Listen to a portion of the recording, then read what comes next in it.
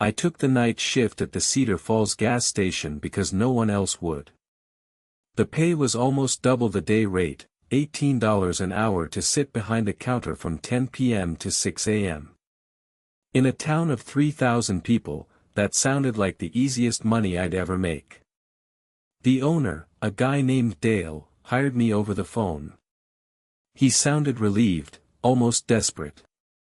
He told me the basics: run the register, stock the shelves if it's slow, keep the place clean. Standard stuff. But then he said something that should have been my first red flag. "I'm going to email you a list of rules," he said. "Read them carefully. Follow them exactly. Don't improvise, don't get creative, don't try to be a hero. Just follow the rules." I laughed. He didn't. The email came through 10 minutes later. I read it sitting on my couch, eating leftover pizza, thinking it was some kind of hazing ritual for new employees. By the time I finished reading, the pizza was cold and I wasn't hungry anymore. Here are the rules, exactly as Dale sent them. Rules for the night shift at Cedar Falls gas station. Rule 1, lock the front door at exactly midnight. Do not unlock it until 5:30 a.m., regardless of who asks to be let in. The pumps stay on. Customers can pay at the pump. No one needs to come inside between midnight and 5:30. Rule 2, if the phone rings between 1 a.m. and 3 a.m., do not answer it. Let it ring. It will stop eventually. If you answer it, you will hear a voice that sounds like someone you know. It is not them. Do not engage. Do not respond. Hang up immediately if you accidentally pick up.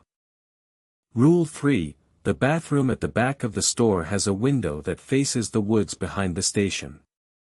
Between midnight and dawn, do not look out that window. If you need to use the bathroom, keep your eyes on the floor. If you see something in the window, do not acknowledge it. It cannot come in unless you acknowledge it. Rule 4, at approximately 2:15 a.m., you may hear knocking on the front door. There will be a woman standing outside. She will be wearing a red dress and she will ask you to let her in because her car broke down. She looks real. She looks scared. She is neither. Do not open the door. Do not speak to her through the glass. Return to the counter and wait. She will leave by 2:45. Rule 5, if the lights flicker between 3 and 4 a.m., go to the back office immediately. Close the door. Count to 60. Do not count faster or slower than one number per second. When you reach 60, the lights will stabilize. Return to the counter. Rule 6, you will find a radio behind the counter. Keep it tuned to 92.7 FM. If it changes stations on its own, retune it immediately. If you hear your name spoken on any station other than 92.7, turn the radio off and do not turn it back on until your next shift. Rule 7, the security cameras cover every angle of the store and the parking lot. Do not watch the feed from camera 4, the one pointed at the tree line behind the store, between midnight and 5 a.m. The monitor is labeled. If you see something on camera 4 by accident, refer to Rule 3. Do not acknowledge it. Rule 8, once per shift, usually around 4 a.m., a man will walk in through the back door. He is tall. He wears a brown coat. He will browse the aisles without speaking. Do not ask if he needs help. Do not make eye contact. He will leave through the back door within 15 minutes. After he leaves, check that the back door is locked. It will be. Rule 9, the cooler in aisle 3 sometimes opens on its own. Close it. Do not look at what's inside when it opens by itself. The contents will not be what was stocked. Rule 10, if you follow all these rules, you will be safe. If you break a rule, leave the station immediately. Do not stop for your things. Do not go to your car. Run to the road and do not stop until you reach the town limits. Call Dale. He will know what to do. Those were the rules. I read them 3 times. Then I drove to the gas station for my first shift. The station itself was nothing special.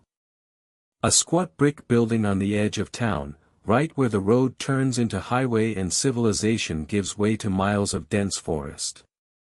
The fluorescent lights buzzed and flickered, just the normal hum of old electrical systems, I told myself. The shelves were stocked with the usual stuff, chips, candy, motor oil, those little air freshener trees. Normal. Completely normal. Dale had left a note on the counter next to the radio, which was indeed tuned to 92.7. Welcome aboard. Remember the rules. D. My first hour was uneventful. A few customers trickled in for gas, cigarettes, energy drinks. The last one left at 11:45. I locked the door at midnight, exactly as instructed. At 12:30, I noticed how quiet it was. Not the normal quiet of a slow night. This was a dense, heavy silence, like the world outside had been wrapped in cotton. I couldn't hear cars on the highway. I couldn't hear crickets or wind. Just the hum of the fluorescent lights and the soft static of the radio. At 1:15, the phone rang. My hand moved toward it out of pure reflex. I stopped myself, heart suddenly pounding. The ring was wrong, somehow. Too sharp, too clean. Like it was coming from inside my head rather than the phone on the wall. It rang 7 times. Each ring seemed to last longer than the one before. On the 7th ring, it stopped. In the silence that followed, I could have sworn I heard breathing. Not from the phone. From somewhere inside the store. I checked every aisle. Empty. I checked the bathroom, keeping my eyes on the floor. Empty. I checked the back office. Empty. Just me and the buzzing lights and the radio playing soft classic rock. At 2:14, the knocking started. 3 slow, deliberate knocks on the front door. I looked up from the counter, and there she was. The woman in the red dress. She was beautiful, in the way that a painting is beautiful, too perfect, too symmetrical. Her skin was flawless. Her dark hair fell in perfect waves over her shoulders. Her red dress looked expensive, out of place on a highway gas station at 2 in the morning. She mouthed something through the glass. I couldn't hear the words, but I could read her lips, please. My car broke down. I just need to use the phone. She pressed her hand against the glass. Her fingers were long. Too long, I realized. The proportions were wrong. Her fingers had too many joints, bending in places where fingers shouldn't bend. I looked away. I went back to the counter. I stared at the radio. 92.7. An old Eagles song was playing. I focused on every word, every note, blocking out the sound of knocking that continued behind me. At 2:42, the knocking stopped. I waited 3 minutes before I looked at the door. She was gone. But she had left something behind, a handprint on the glass. It was smeared, dark, and it wasn't dirt. I decided not to look at it too closely. At 3:08, the lights flickered. I moved fast. Back office. Door closed. I started counting. 1 Mississippi. 2 Mississippi. 3 Mississippi. At around 30, I heard something moving in the store. Footsteps, slow and heavy, walking up and down the aisles. Something was being dragged across the linoleum. 40 Mississippi. 41 Mississippi. The footsteps stopped right outside the office door. Through the thin wood, I could hear breathing again. Wet, ragged breathing, like lungs full of fluid trying to push air through. 50 Mississippi. 51 Mississippi. Something scratched at the door. One long, slow scratch from top to bottom. 58 Mississippi. 59 Mississippi. 60. The light stabilized. The breathing stopped. The scratching stopped. I waited another 30 seconds before opening the door. The store was empty. But one of the ceiling tiles was slightly askew, pushed up as if something large had climbed through it. I did not look up. I went back to the counter. At 3:52, the cooler in aisle 3 opened with a soft click. I walked over and closed it, keeping my eyes on the handle. In my peripheral vision, I could see that the shelves inside didn't hold beer and soda anymore. They held something else. Something dark and organic. I did not look. I closed the door firmly. At 4:11, the back door opened. He was exactly as described. Tall, at least 6'5", maybe taller. He wore a long brown coat that looked like it had been worn every day for decades. His face was in shadow beneath the brim of a hat I hadn't expected. He smelled like earth and something metallic. Like fresh soil over old blood. He walked the aisles slowly, methodically, as if looking for something specific. His shoes made no sound on the floor. I stayed behind the counter, eyes fixed on the radio. 92.7. Don't look at him. Don't speak. He spent 12 minutes in the store. 12 minutes of silence broken only by the radio and my own heartbeat. Then the back door opened and closed again, and he was gone. I checked the back door. Locked. Just as the rules said. At 5:30, I unlocked the front door. The world outside was normal again.